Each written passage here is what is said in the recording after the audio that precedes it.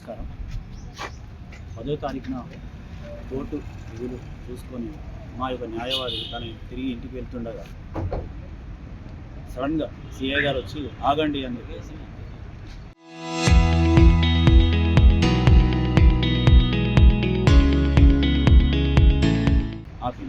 ఆపి నీ దగ్గర ఆయన దగ్గర డబ్బులు చెక్ చేయండి అన్న తర్వాత ఆయన దగ్గర డబ్బులు చెక్ చేస్తే 47,500 ఉన్నాయి. నేను అడ్వకేట్ని కేసు డబ్బులు ఇవ్వని చెప్పి నా యొక్క క్లయింట్ డబ్బులు హెచ్ఎంఓపి కాంప్రమైజ్ చేసుకున్న డబ్బులు తీసుకొని వెళ్తున్నానని చెప్పిన తర్వాత నీ దగ్గర ఇప్పుడు డబ్బులు ఎందుకు క్యారీ చేస్తున్నావు అని అడిగింది. అంటే నా క్లయింట్ డబ్బులు అని చెప్పిన తర్వాత కూడా అడ్వకేట్ అని చెప్పంగా కూడా వినకుండా గన్మెన్ ఇష్టం వచ్చినట్టు కొట్టాడు.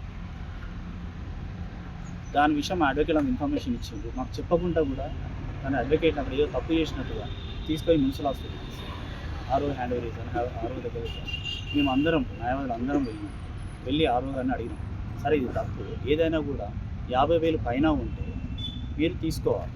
మరి ఆయన దగ్గర బ్యాలెట్ పేపర్ ఏమైనా దొరికింది అర్థం లేదు. 47,500 దొరికిందంటే సార్ దాన్ని పంచనామా చేయండి సార్, కంప్లైంట్ తీసుకోండి అని చెప్పడం జరిగింది. రిక్వెస్ట్ చేసినప్పటికీ మేము కూడా కంప్లైంట్ ఇస్తాం సార్, ఇట్లా తీసుకొచ్చి కరెక్ట్ కాదని చెప్పేసి రిక్వెస్ట్ చేస్తాం. అంతలో ఒక సిఐ గారు వచ్చారు, 1 టౌన్ సిఐ గారు వస్తే 144 సెక్షన్లో మీరు అంతమంది ఇంటికి వచ్చారు మీరు అడ్వకేట్లు ఏందని. అది ఎంత ర్యాష్గా అంటే ఇంకా అడ్వకేట్స్ అని చూడక కూడా 144 సెక్షన్ ఇంతమంది ఎందుకు వస్తారు రావద్దు అని మీరు రిక్వెస్ట్ చేసాను. లేదు సార్ మా అడ్వకేట్స్ నుంచి అంటే అడ్వకేట్స్ అయితే కొమ్ములు ఉంటాయా అని అసలు అగౌరవపరుస్తూ అసలు ఇట్లా మాట్లాడినట్టు అసలు ఒక గవర్నమెంట్ ఆఫీసర్ అయినా అట్లా మాట్లాడకూడదు. ఆయన ఉన్నత స్థానంలో ఉన్నాడు అంటే ఇక అడ్వకేట్ అంటే విలువ లేకుండా పోయి అడ్వకేట్స్ అంటేనే అసలు ఆయన ఎందుకు వస్తాడో ఇలా కొట్టడానికి వస్తాడు. మీరు చూసిన వీడియోస్లో అన్నీ ఉన్నాయి క్లియర్గా. ఇది 4వసారి అడ్వకేట్ మీద దాడి చేయడం. ఒకసారి వచ్చి బారషన్కి వచ్చి అపాలో చెప్పాడు. సరే పోనీ మనం రోజు పొద్దున పోలీసు అడ్వకేట్స్ కలుసుకుంటాం, విధులు నిర్వహించుకుంటాం, మొహమ్మద్ చూసుకుంటాం డైలీ, ఎందుకు లేని వదిలేసాం. మళ్ళీ అడ్వకేట్ అని చెప్పంగా కూడా కొట్టారు. ఇంకా దీనికి మేము ఇది 4వసారి కాబట్టి మా బారషన్ అందరం జనరల్ బాడీ మీటింగ్ పెట్టుకొని నేను కంపల్సరీ ఇక్కడ నుండి సస్పెండ్ చేయించాలని చెప్పి నిర్ణయించుకున్నాం. ఇంకా తనని మేము ఏ రోజు కూడా తనని వదిలిపెట్టాం. ఆయన సస్పెండ్ అయ్యేదాకా కూడా మేము ఆయనను వదిలిపెట్టాము. ఇది మేము అప్షన్ కొనసాగిస్తున్నాం. ఏ రోజు అయినా కూడా ఈరోజు ఏం జరిగింది కానీ మేము సిపి గారికి కంప్లైంట్ ఇవ్వడం జరిగింది. సిపి గారు 16వ తారీఖు వరకు చూడండి, మేము కంపల్సరీ ఒక సీనియర్ ఆఫీసర్ని అపాయింట్ చేసేసి మేము ఎంక్వైరీ చేయించేసి కంపల్సరీ తగిన చర్య తీసుకుని సిపి గారు మాకు చెప్పడం జరిగింది. పాజిటివ్గానే చెప్పారు సిపి గారు. కానీ మా అడ్వకేట్స్ అందరం కలిసి మేము కంపల్సరీ కంప్లైంట్ అయితే ఫైల్ చేయాలని చెప్పేసి కంప్లైంట్ ఫైల్ చేసేసి ప్రైవేట్ కంప్లైంట్ ఫైల్ చేసాం. ఇంద్రసేన రెడ్డి సిఏ గారి మీద, ప్రవీణ్ వాళ్ళ గవర్నమెంట్ మీద, ఆర్ఓ మీద, ఎలక్షన్ ఆఫీసర్ మీద ఫైల్ చేసాం. అది ఈరోజు వాళ్ళకి నోటీస్ ఆర్డర్ అయింది. మేజిస్ట్రేట్ గారి మీద నోటీస్ ఆర్డర్ అయింది. అది నోటీస్ వెళ్తే చట్టం లీగల్గా ఏ ప్రొసీజర్ చేయాలన్నా చేసుకుంటాం. మేము ఏది కానీ చట్టంగా ఏదైతుందో దాని ప్రకారం నడుచుకుంటున్నాం. మా భారత మొత్తం కంపల్సరీ ఆయన మీద చర్య తీసుకునేంత వరకు మేము ఈ ఆప్షన్ చేస్తూనే ఉంటాము. మాకు ఎలాంటి ఏమవుద్దు, మాకు ఏంటంటే న్యాయం జరగాలని చూస్తుంది. మా యొక్క తిలక్ గారికి న్యాయం జరగాలని కోరుకుంటున్నాం. దానికి కానీ మా కౌన్సిల్ ఎవరైతే ఉన్నారో షారయ్య గారు ఫాలో చేస్తారు కేసు. ఈ రోజు వరకు జరుగుతున్న పరిణామాలన్నీ ప్రజలందరూ తెలుసు, మీడియాకు తెలుసు, అందరికీ తెలుసు. నిన్న ఇవాళ జరిగిన పరిణామం కొంత ఎలక్ట్రానిక్ మీడియాకు కూడా అందించాలనే ఉద్దేశం భారతదేశం కూడా ఉంటాయి. ఎందుకంటే న్యాయవాదులపైన జరుగుతున్న దాడులు ప్రతిరోజు చూస్తూ ఉన్నాం.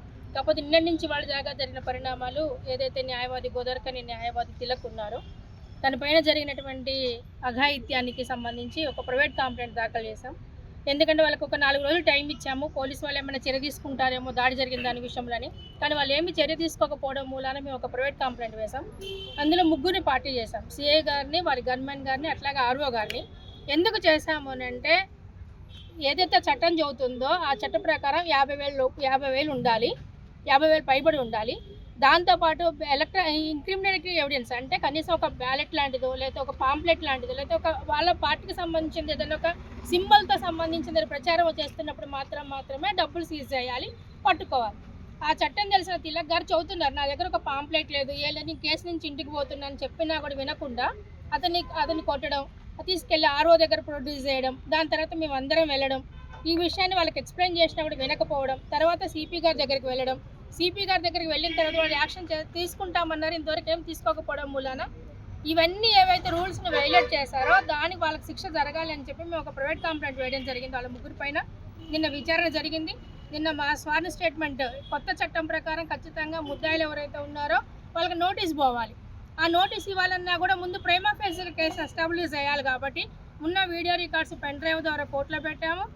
మా తిలక్ యొక్క ఎవిడెన్స్ కూడా రికార్డ్ చేసిన కోర్టు సాటిస్ఫై అయ్యి ఈరోజు ఆ ముగ్గురికి నోటీసులతో పాటు వాళ్ళ ఎక్స్ప్లెనేషన్ కూడా కాల్ఫర్ చేయడం జరిగింది. ఎల్లుండికే కేసు పెట్టారు. ఈలోపు ఆ ముగ్గురు ముద్దాయిలకు కూడా నోటీస్ సర్వ్ చేపిస్తాము.